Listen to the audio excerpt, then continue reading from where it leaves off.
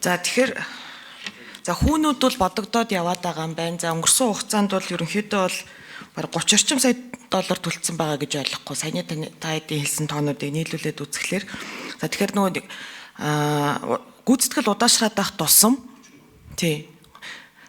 За гүйцэтгэл удаашраад байх тусам бол одоо энэ ашигтагтаагүй зээлийн үлдэг тооцох жилийн шимтгэл энэ төр тооцогдол явна гэсэн үг байна. За тэгэд энэ зээлийн хэлцээрт бас дефолт хүү гэдэг нэг хүү ороод ирсэн байгаа тий. Хэрв манайх төлбөрөө төлөхгүй нөхцөлд дефолт хүүгээд 2% хүү нэмж төлөгдөхөр гэж ойлгож чинь зөв. Нэгдүгээр асуулт. Тэгээ би алтан цэцэг захирлаас нэг зүйл асуумаар байна. За та хизээнээс эхэлж яг энэ төсөл дээр ажилласан танай төслийн баг одоо яг тэр компани хэдэн ажилтнтай таны өөрийн чинь цалин хэдвэ? За асуултуудад хариулъя. За 5 номер.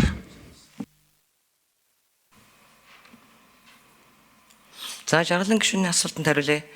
Би Монгол газрын төс боловсруулах үйлдвэр компанид 2017 оны 5 сараас орж ажилласан. Энэ компани 2017 оны 4 сарын 4-нд байгуулагдсан. 2018 оны 12 сарын 5-наас гүйцэтгэх захирлаар ажиллаж байгаа.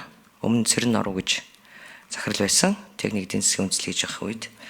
За манай компани одоо 88 хүн ажилладаг. Бид бол 2000 оноос шат дараалаад инженер техникийн ажил хэвээр бэлдээд манай зураг төслөөс эхлүүлээд барилга өгсрэлтээр нь оролцоод үйлдвэрийн инженерүүдийг бэлтгэсэн боловч манайд үнэхээр инженерийн одоо мэргэжилтэд ажиллах сонирхолтой хүмүүс бас тэр болгон олдохгүй. Бид бол үргэлж зар тавиад энэ бол асуудал байгаа. Бид одоо энэ жилийнхэн бүтцийг 128 оны орон тоотоогоор одоо батлуулах гэж өгсөн байгаа. За хөлсөөр ажилладаг нэг 10 хэдэн хүн байдаг. Тэр бол орон нутагт үйлчлэгээний ажил.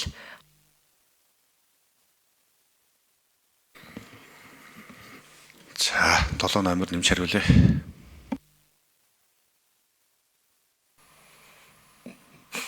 Жаргалан гишүүний асуултанд хариулъя.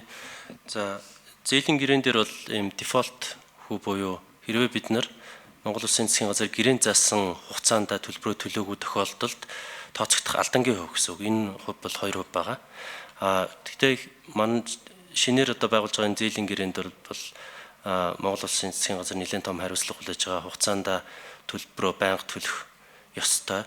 Тэгэхээр хэрвээ хугацаа хэтрүүлсэн тохиолдолд тооцогдох байгаа. Тэгэхээр хугацаанд төлөөд явж байхад бол ямар нэгэн байдлаар энэ хүү бол бодогдох.